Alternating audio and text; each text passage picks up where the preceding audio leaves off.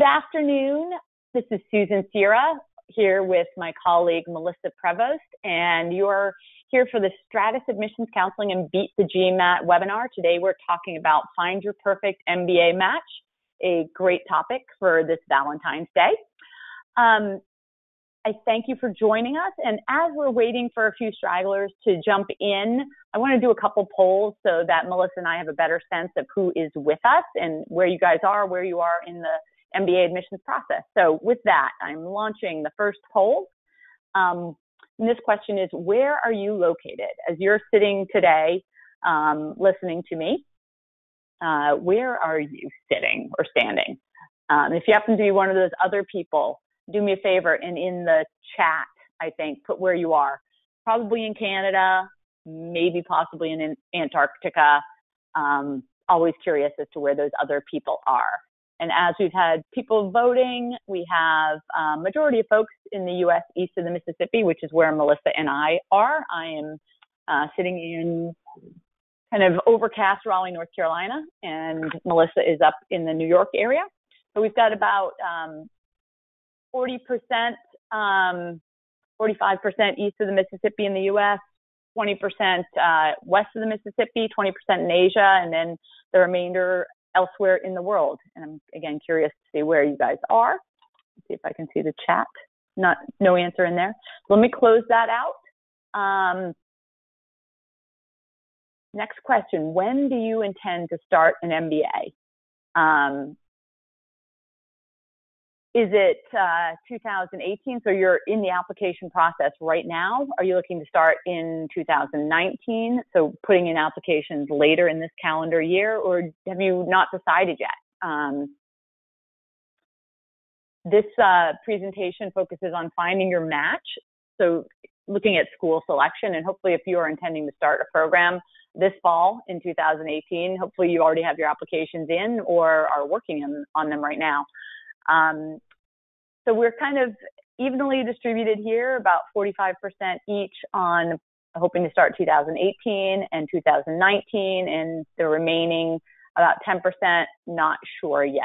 So you're at the right place to be thinking about the application process. Another couple questions here just to get a sense of who's with us. Have you taken the GMAT or GRE? This is kind of a key piece to the MBA admissions puzzle, and we want to make sure you have the score to be able to identify really the schools where you can be a competitive applicant and be able to differentiate between what's a stretch school for you, what's a target, and what's a likely. And your GMAT or GRE plays a big part in that consideration. So here we have lots of votes in, and we have a pretty even distribution here. We've got 1/4 have taken their test and are happy with the score and done. Congrats to you. Another 1/4 have taken it but plan to retake. And the other half are evenly split between not having taken it and not wanting to take it and feeling confident about taking it. So thanks again for your responses there.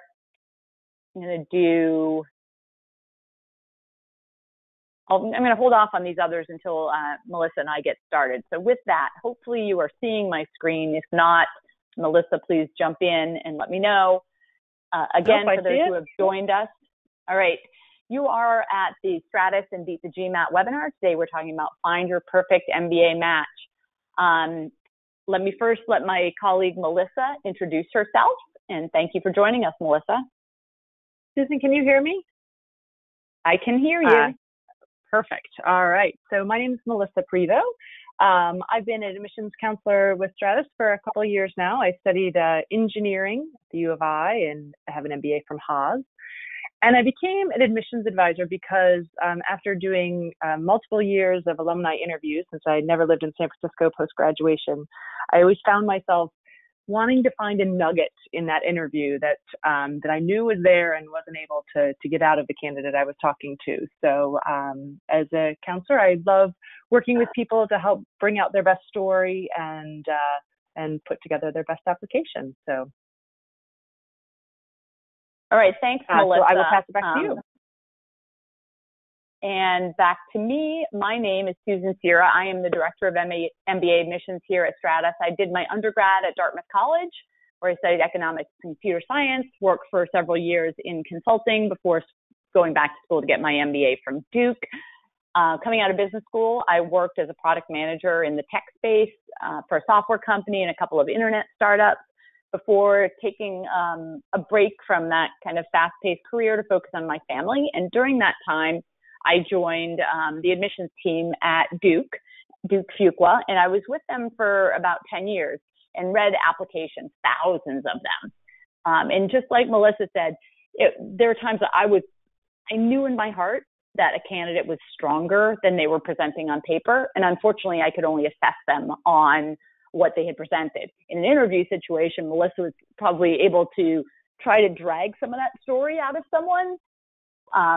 The application you submit is what it is, and there's not anything that a reader can do to draw any more of your story out. So that's the reason I joined Stratus, and I really enjoy working with clients to help them to understand what's expected of them in this process, help them identify the right schools for themselves, and present their best selves through the process. A little bit about Stratus. You guys all know how to read, so you can read this all yourself. We've been around for about 12 years. The two big differentiators for Stratus are the last two bullets here. Our team-based approach. When you work with Stratus, you don't work with just one counselor. You work with a primary counselor who's your go-to on a day-to-day basis, but we have a team of about 24 counselors who are all behind you. We have a lot of information sharing. We have representation of counselors across industries, across functions, and representation from nearly all the top 20 MBA programs. So we have different insight that we can share amongst our team so that we give the best support possible to our clients. And we also offer a unique thing in the industry, which is a 4-school guarantee.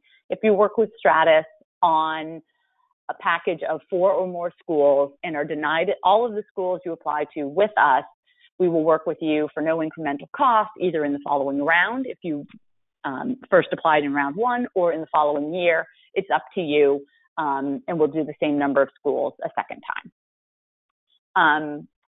With that in mind, I'm going to ask 2 more questions here before we move forward.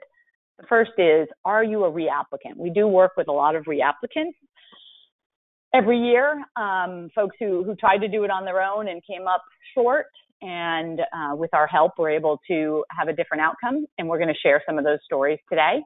But it looks with the votes coming in that none of you are reapplicants. All of you are first-timers, so we'll keep that in mind.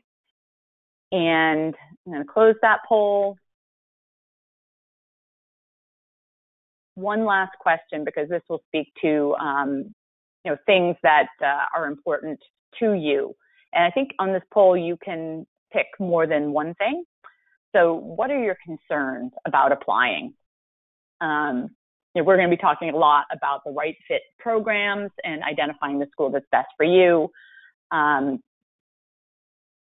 There are other things that you need to do in this process as applications are looked at holistically by admissions committee. So it's not just your essays, it's your recommendations, it's your resume and your tests, lots of different things. So we had a bunch of answers in here. You may be finding, based on the numbers I'm seeing, I think we set the poll up incorrectly, and maybe you can only pick one here, so I apologize for that. But the majority, or the most frequently selected one here is finding the right fit program, followed by the strength of your profile. So, and then after that, getting good recommendations, writing good outstanding essays, and articulating your goals. So let me close that out and let's move forward.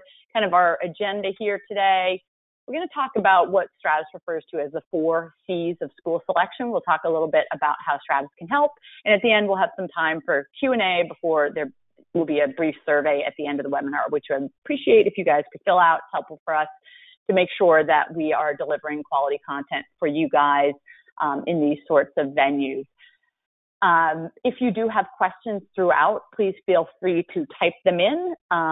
I will try to keep my eye on them as they come in. And thank you to the individual from Brazil, who is our person from outside of all of the options for where you are from.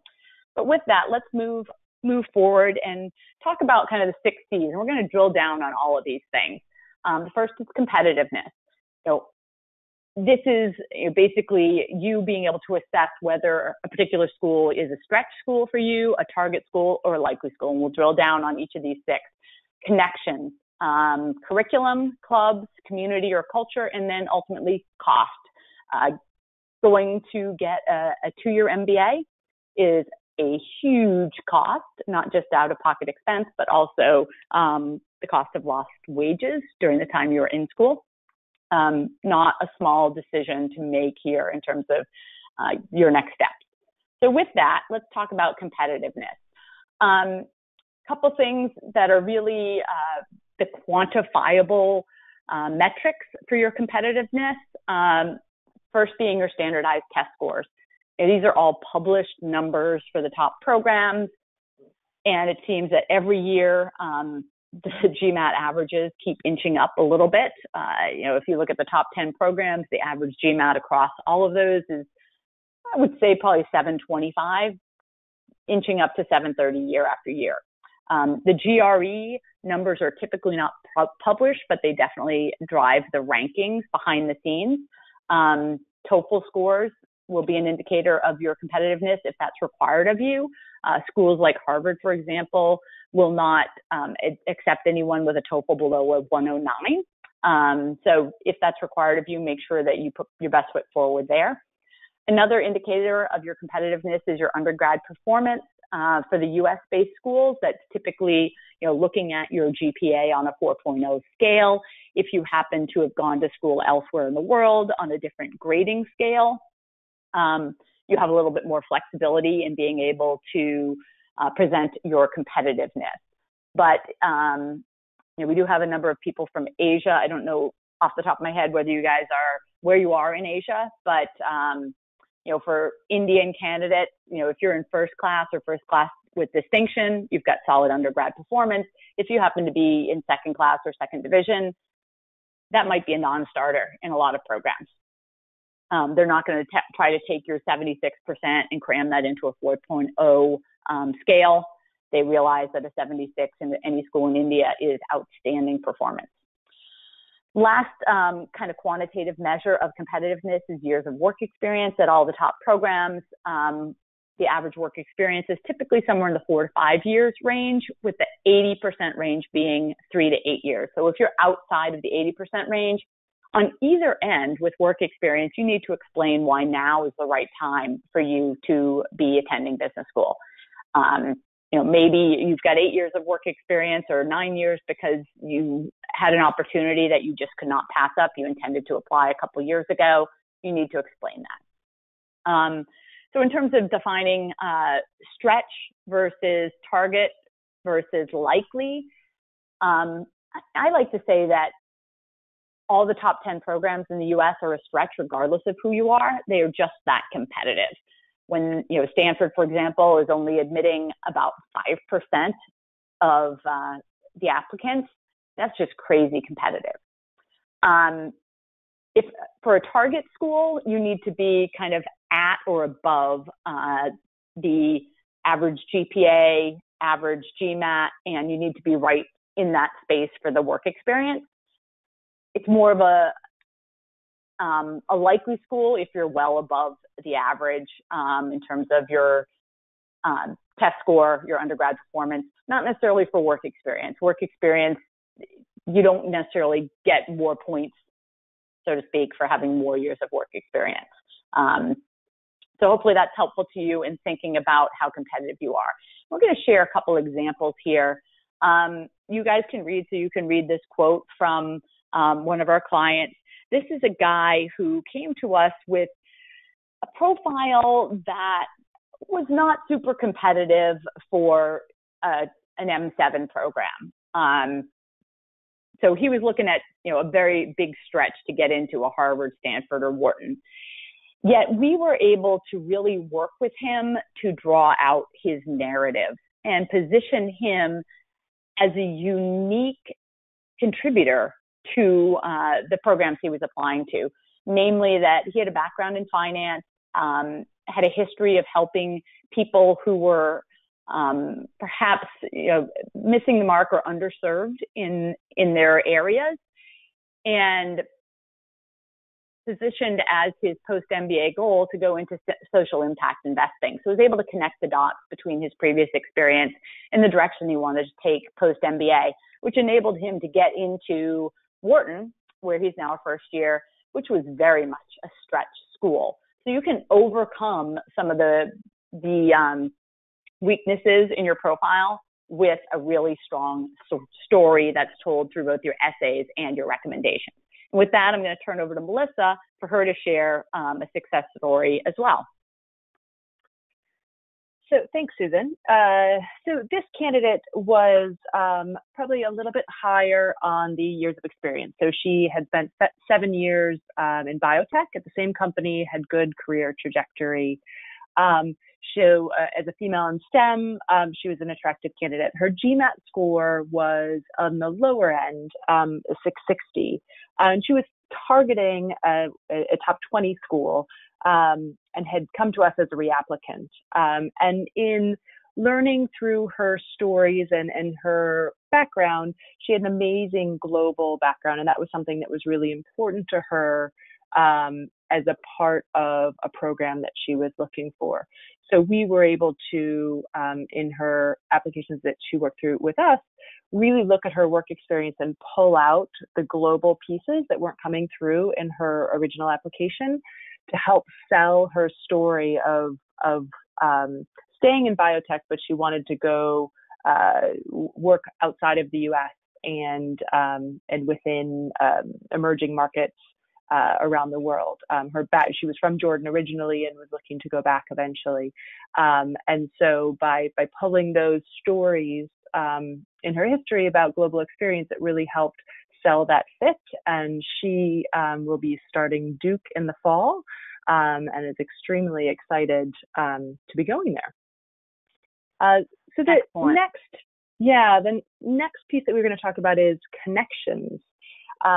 So this is something that's really in your control.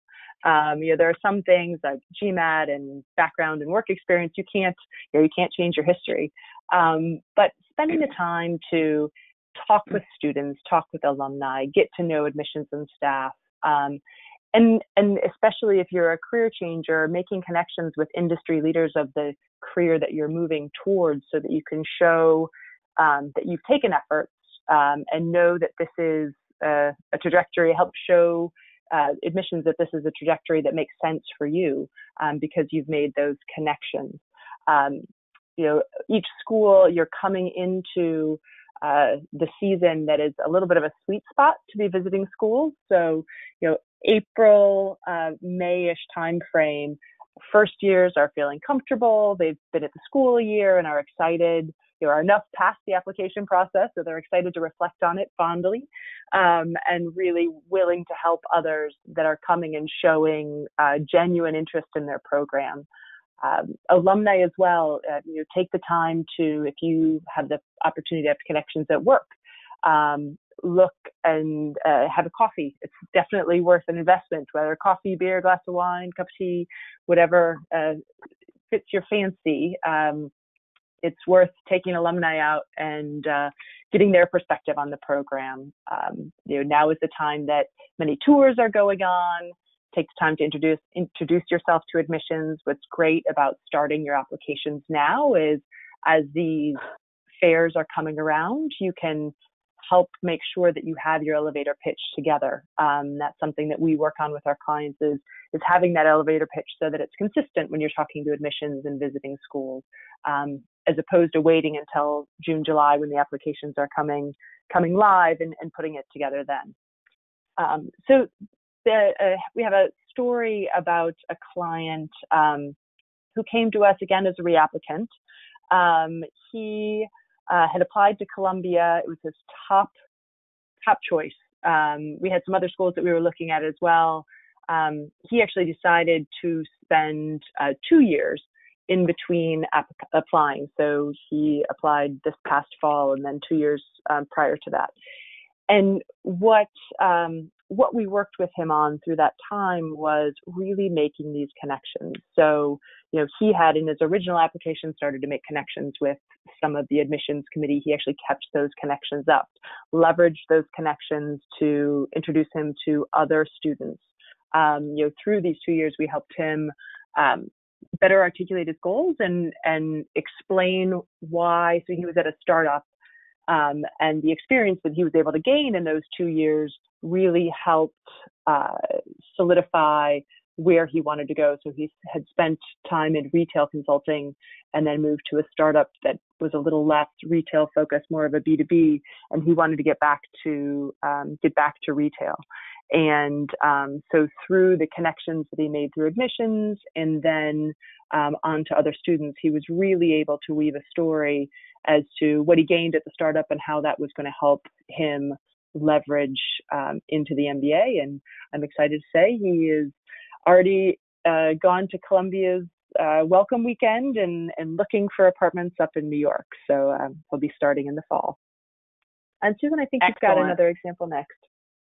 Yeah, and this is actually like a clip from an actual email that we got from a client who, similar to the story that Melisa just shared about this other client, she spent 2 years building relationships, flying from Europe over to the U.S. to visit Duke, get feet on the ground for their weekend for women. If there are women on this call, I encourage you to participate in the women's weekends at any variety of schools, ones that are interesting to you. It's a great opportunity to really experience what it would be like to be at these schools.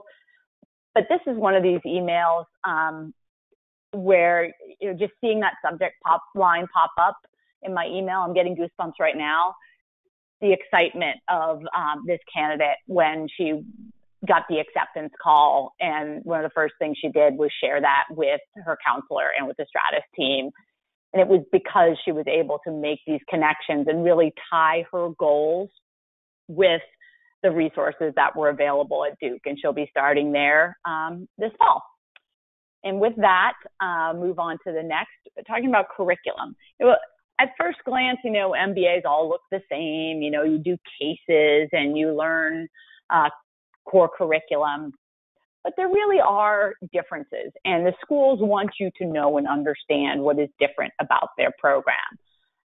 One of the biggest things is teaching methodology. At a school like HBS, they teach almost entirely in the case method. Virtually all schools use the case method for some portion of their curriculum, but they also will do lectures, group work, lots of different things. Core curriculum, again, lots of differences across schools. Sloan, for example, at MIT has a 1-semester core. Some schools will allow you to place out of core curriculum. If you have, say an undergrad degree in economics, you don't have to take the core economics class and you get to take an extra elective. Schools like Chicago Booth have very limited core, and it's just a very flexible curriculum. So you need to think about what learning you need to do through an MBA program and align your needs with the curriculum of a school that you're looking at. What are the electives that are available? Do they align with the direction you want to take your career? Some schools will have concentrations or majors, pathways, certificates, so that you walk out with really a document and something you can put on your resume that says you have a focus perhaps in sustainability or in health sector management or whatever that might be. So if you have an interest in an industry or function where different schools offer a specialization in that area, make sure to dig deep in terms of what the resources are there. And a final piece here, and this is a really fun part of going to business school, is the experiential learning opportunities. For many, there's no better way to learn than hands-on learning. Taking what you learn perhaps in your first year through the core curriculum, being put on a team of diverse peers from your class and being assigned to essentially a client for whom you are going to work on a project over an extended period of time. Some schools have experiential learning as electives. Others have it as part of the required curriculum. At Michigan Ross, for example, they have this fabulous MAP program, which is the very final quarter of your first year. And students go kind of all over the world working on projects. It's like a mini internship and a great opportunity to get exposure perhaps to a different industry or function than what your background is in as you take steps towards your post-MBA goals. Similarly, UCLA Anderson has their AMR program, which is now in its, I think, 25th year, and it's basically a capstone project that takes 20 weeks in your second year.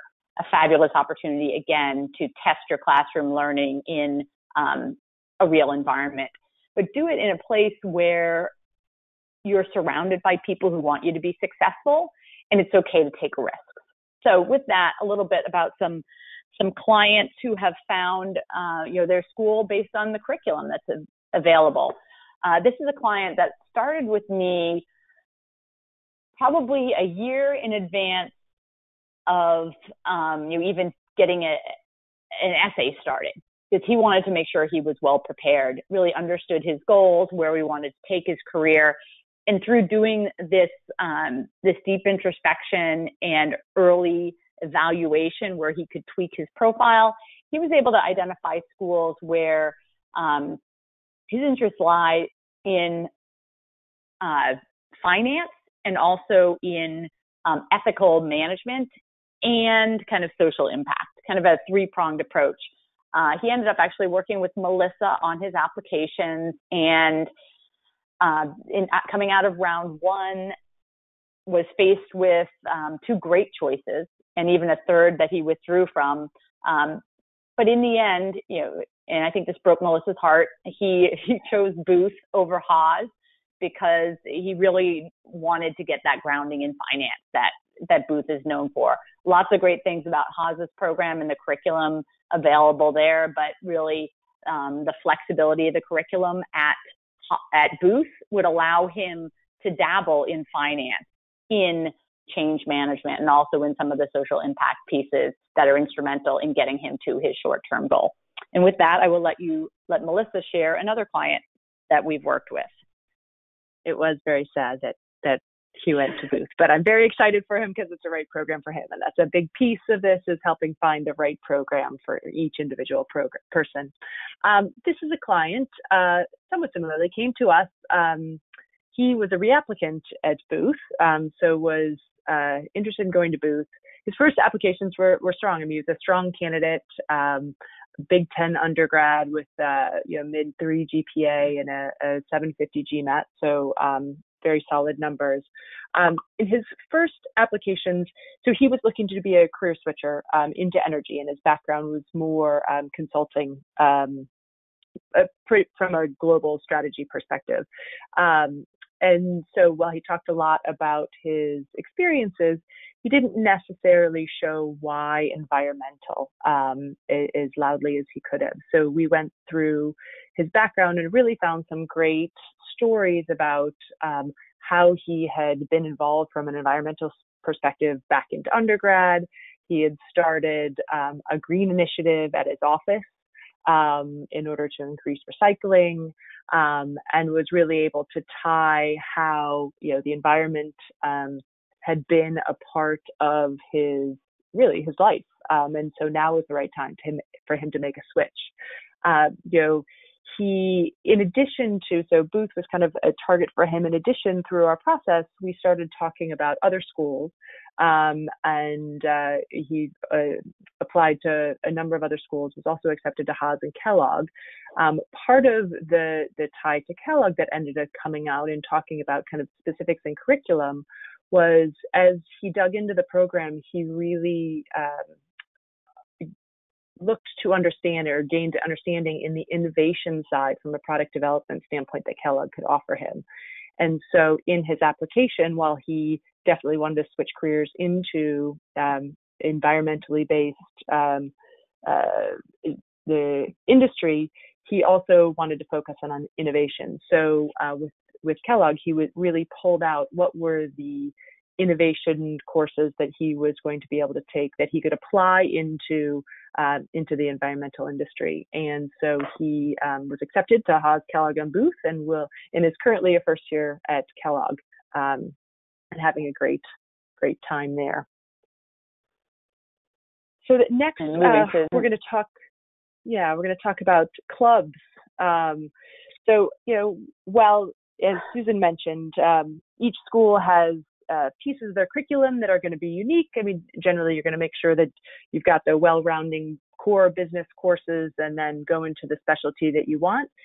Clubs can really be a differentiator for you as well. I mean, much of the learning that you'll end up doing in an MBA program happens outside of the classroom. So, the project work that you're doing in your classes, but also the relationships that you establish while being involved outside of the classroom. So, you should look for opportunities that will help you as well as give back to the school at the same time. So, professional clubs. If you are interested in finance, what type of finance clubs or investing clubs or impact investing clubs or conferences might be available? Identity or interest clubs. What do you like to do outside of your professional career? So, soccer, or are you passionate about LGBTQ issues? This is a great way to develop connections with your classmates and with other industry leaders that are passionate about that same interest. Conferences, seminars, a great way to develop industry connections is if there is a healthcare conference that a school puts on, you could volunteer to put together a panel that's going to highlight the future in personalized medicine, because you want to be helping to develop innovation within personalized medicine. So this allows you to make connections, also helping the school and helping to bring together thought leaders from a healthcare perspective. Case competitions. So there's numbers of case competitions throughout each school. Often you can go to other schools to compete in case competitions as well, but it's a great way, especially if you're looking into entrepreneurship, great way to test your idea and develop relationships from a funding or other interest perspective. Student-run portfolios. We talked about investing before. There are different, Haas has an impact investing portfolio. What type of real world experiences can you have in your interest? And then career tracks. So, if you're looking to go to school in Boston, but are hoping to end up in San Francisco, could you lead a track from San Francisco or to San Francisco to develop those industry connections, make connections at Facebook or Google or different companies that the people might be interested in visiting, and help organize that track. We had a client this past application cycle who really spent the time in this application round understanding kind of the benefits of what she could learn outside the curriculum. She was a science major and spent 3 years consulting in life sciences post-undergrad, and then decided that she wanted to move. That was in the Midwest, and decided she wanted to move back into the East Coast. So in order to do that, she had to change careers and change industries, and she worked in finance sales, so big shift. And post MBA, she wanted to go in entertainment. So three seems to be disjointed things. But as we talked through with her, again, similar to the client that I talked about before, the arts and drawing and entertainment had always been a piece of her life. So she moved to the U.S. when she was 5, and really credits watching TV, watching cartoons on TV as teaching her English. When she was in class, she would doodle, which she really thought helped make her concentrate. So, these were the pieces of her story that we weave together. And then is kind of tying back to clubs. Entertainment is something that, some schools have some curriculum in, but generally speaking, there's more clubs and conferences that are going to help develop that piece of the connections and the relationship building that's kind of necessary in the entertainment industry. So she applied to a number of schools and ended up being accepted to both UCLA and NYU, partially because of the connections that she had made through the entertainment club and starting to do networking in those areas. And I actually just heard from her this morning. She's officially decided to go to UCLA, where she received a full scholarship. So she is pretty excited through that process. And Susan, fantastic. And Melisa, I think if I remember this client correctly, UCLA was not even on her radar screen when we started working with her. And I said, you want to go into entertainment, you need to be getting yourself out to LA, to Anderson. I think NYU had been her first choice, but it's hard to turn down a full scholarship and a Forte fellowship to go with it. And she really found her place at Anderson. So another story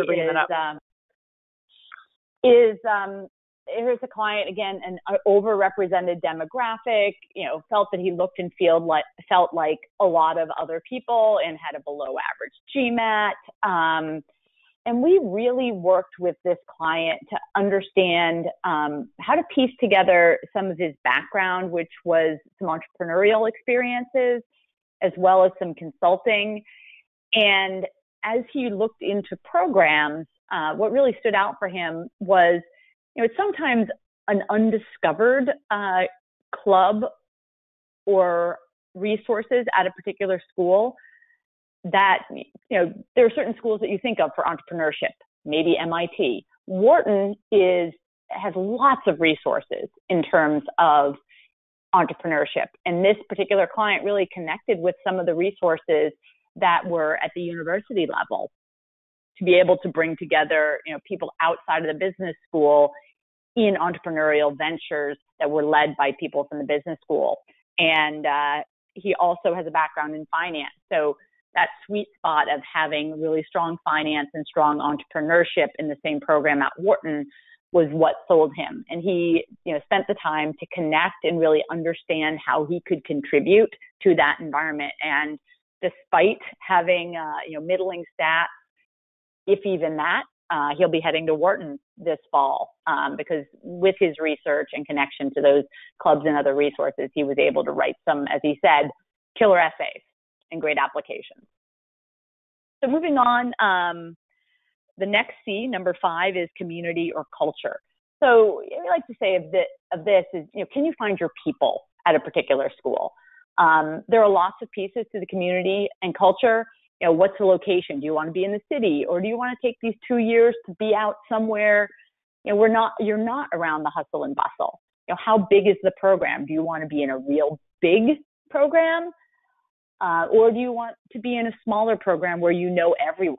There are certain programs that are so big that, yes, you know everyone who's in your section, but if they weren't in your section, chances are you may not know them, and you meet them at reunion 5 or 10 years later. Residential versus non-residential. Some schools have a campus that students live on and, basically, live and breathe together for their 2 years. I think of Tuck as an example here. Others like, NYU or Columbia, you're in a big city. Some people may not have even moved if they were living in New York previously. How does that impact the community that you're part of? Or perhaps a deeper level is, what is the environment like in terms of interaction with other students? Is it collaborative in nature, or is it perhaps more competitive? What do the people look like there? One of our counselors, Harold, who went to MIT, said that he knew he had found his place when he showed up at MIT because just the relaxed kind of jeans and flip-flops feel, which he just didn't feel when he went to Harvard, and it was kind of a button-down and khaki kind of place. And finally, diversity. This is driven in some to some extent by the size of a program, but think about not just the obvious diversity in terms of ethnic or cultural background, but diversity of thought in terms of who will be in your class with you and how they're going to push you to think in new and different ways and perhaps get out of your comfort zone, which is a great part of the transformational learning experience that is an MBA. And that happens not only in the classroom, but through outside activities as well.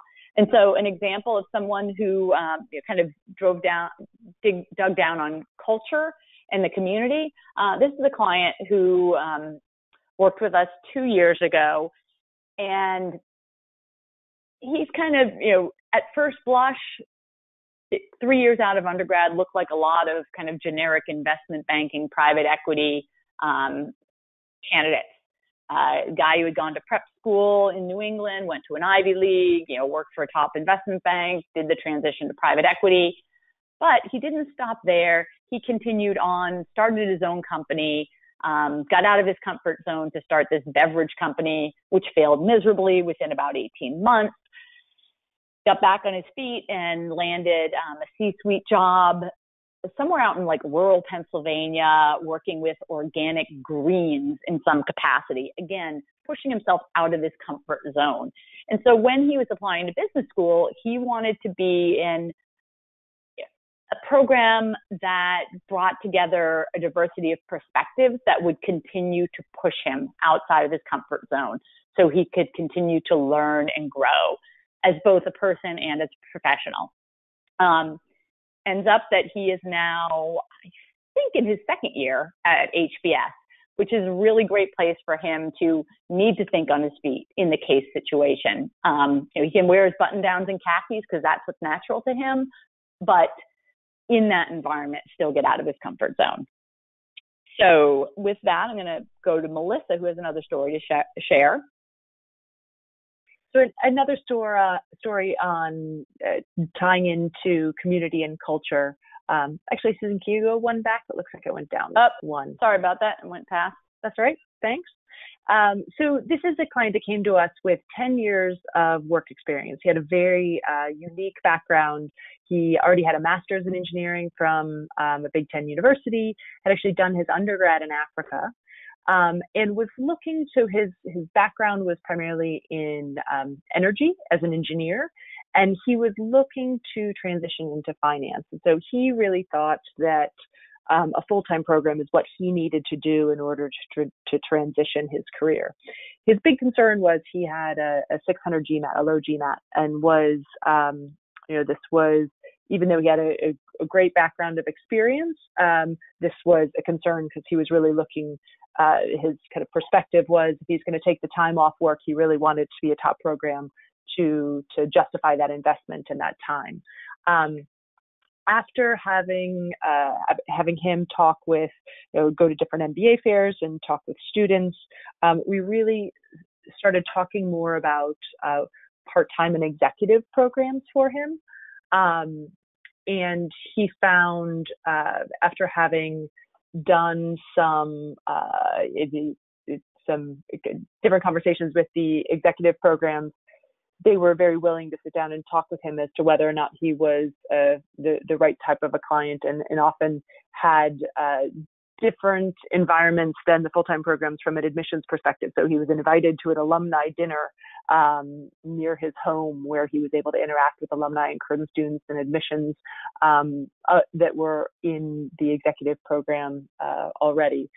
And made the decision to apply to some full-time, some executive programs.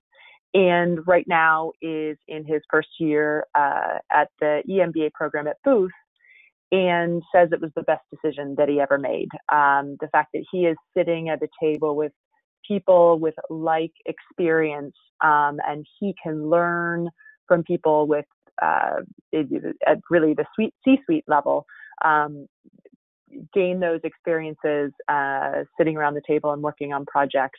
He thought that was a huge value to him, and was very happy that he ended up doing an executive program versus a full-time program. So a lot of it for him was understanding the culture of the different programs, in addition to the different types of programs offered at that school. So he had looked at both the full-time and the executive program at Booth, and really found that the culture worked well for him at the executive level. So the final C we're going to talk about is cost. The MBA is a weighty investment with, if you're going to do a full-time program with lost wages and investment, it can be sometimes close to $250,000. It is almost like buying a home in some cases. It takes, as we talked about all the earlier 5 C's that you should take into account, cost is definitely something that should be a part of the equation. When you're looking at schools, is the school based in a city that has a higher cost of living? So, NYU in Columbia, in Haas and Berkeley, you're going to be in bigger cities with a higher cost of living just to be there, to be in location, versus say something Ross in Ann Arbor. You're going to have a different cost from a living perspective. Also, you want to consider different partner fellowships. So the Forte Foundation, we talked about a client earlier who was offered a full ride to UCLA through the Forte Foundation. The consortium, so Forte Foundation is geared towards women in leadership. So for women that are on the call, it would be a great group to do some research into and understand how you could create a partnership. There they offer fellowships through each individual school. The consortium is focused on increasing the amount of underrepresented minorities within business schools. And so they offer scholarships as well. And it's a separate application process. So if that's something that applies to you, it would be something worth looking through. And the Yellow Ribbon, those with military experience, there are great partnerships through each school that could help defray the cost of your MBA. Also, when you're looking at a suite of schools, we often suggest having a shoot for the stars, a stretch school, because it's always good to have one in your suite of schools that you're applying to, a couple target schools that you feel, as Susan had mentioned earlier, where your numbers are kind of on the average there, so you feel pretty solid, understanding that admissions is always a challenge. And then a safety school. And one of the benefits of a safety school is identifying potential scholarship opportunities. So it can be an option to receive a merit scholarship at a school that might be slightly less competitive, but potentially just as strong in the industry that you're looking for, or maybe in the location that you're looking to end up in post-MBA. And it can be a great way to identify getting some additional funds for an MBA. So next, I want to talk about a client who actually was able to get a Forte fellowship. So she came to us, had a slightly different background. She had studied biology, but then spent time in supply chain consulting, as well as working in kind of as a manager of a retail establishment in Asia, and was really looking to move into technology. Through the application process, she talked a lot about while she was in China, she developed a women's network for women to help support each other through interviewing, through job searches, mentoring, career progression. And she initiated this group and grew it to close to 100 people. And we made sure that came out of her, within her application, as it was a big part of her story. And she was accepted to multiple programs, one program with a merit scholarship and another program with a Forte fellowship. And she was able to negotiate moving that Forte fellowship to the school that she decided to attend, which was Duke. so she didn't get additional funds, but the fellowship offers some great connections and resources that she is able to take advantage of now that she's at Duke. Excellent. That was a great story. And speaking of making decisions, this is a non-traditional candidate that I started working with very early in the process.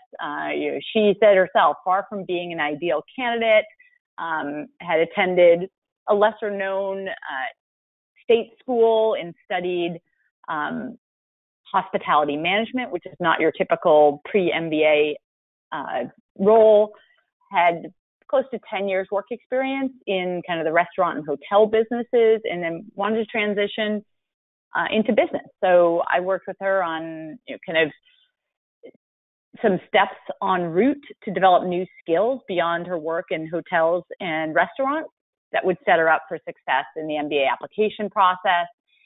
And ultimately, I actually had dinner with her about 10 days ago. She has offers.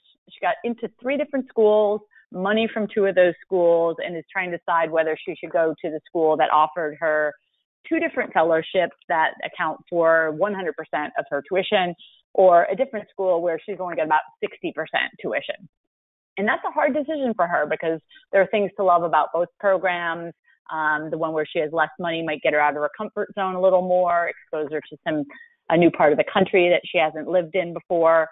But it's kind of a good problem to have when you're thinking about making this investment. And I'm anxious to see what she decides, because I think she has to deposit before the end of this month. But with that, let's talk about how Stratus can help you. Now's the time to start your transformation. We talked earlier about the Stratus team-based approach. If you are serious about your future in business school and you're serious about doing everything that it takes to get yourself into the right school, now is the time to reach out to us.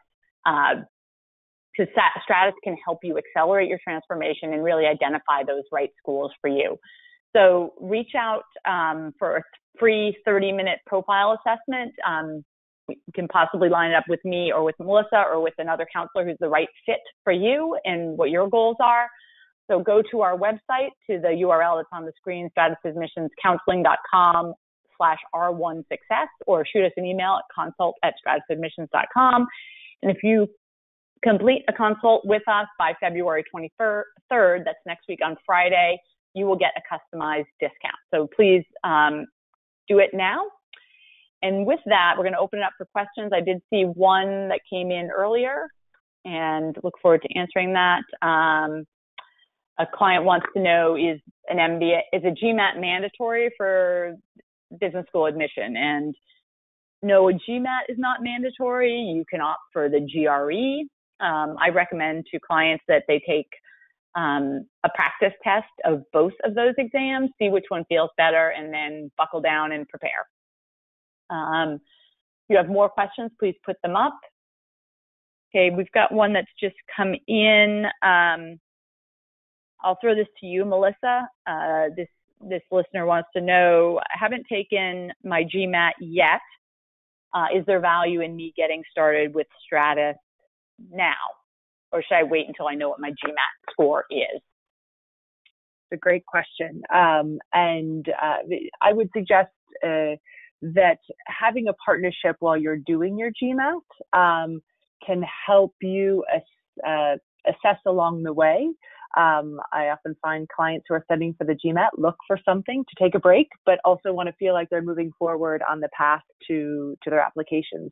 So we have a series of exercises that I won't say can provide relaxing entertainment, but can help you put together your elevator pitch, your strategy on how you want to approach applications, which is really something, again, as we mentioned earlier in visiting schools, can be really valuable to have that buttoned up and feel solid in that as you're talking to admissions and visiting schools with students, so that you can make sure that the story that you're telling in April and May when you're visiting, or over the summer when you're visiting schools, is going to be consistent with your application.